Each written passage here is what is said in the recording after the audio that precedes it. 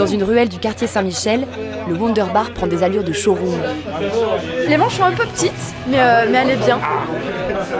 Ce soir, on fête l'inauguration d'une nouvelle Turbo-Jugend bordelaise. Ces punks bien peignés qui causent gentiment chiffon sont les 16 membres de la Turbo-Jugend Moon Harbor. Donc Moon Harbor, le port de la Lune, qui est en fait la partie classée de Bordeaux à l'UNESCO, le port de la Lune. Qui est le surnom de la ville aussi. Et qui est le surnom de la ville. N'ayez crainte, vous n'avez pas affaire à une bande de hooligans, mais à des mordus de musique punk. Les membres des Turbo-Jugend forment une communauté de fans.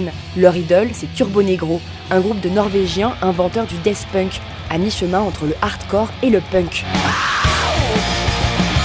Turbo Negro trouve son premier public chez les activistes du quartier Saint-Pauli à Hambourg, dans cette ville portuaire qu'est née la première Turbo-Jugend. Les Américains de Kiss avaient leur armée, Turbo Negro veut sa marine.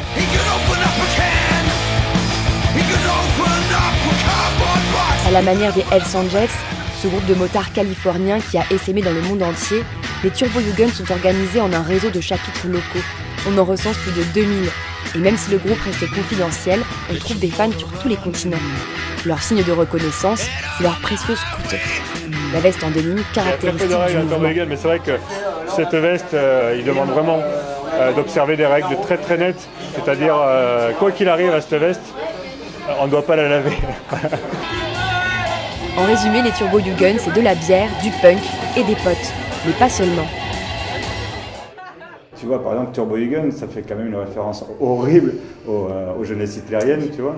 Et finalement, ça défend l'inverse, quoi. Par exemple, le look marin, etc., qu'ils ont véhiculé par rapport au bassiste, c'était référence à l'artiste Tom of Finland, qui peignait des marins ultra gays.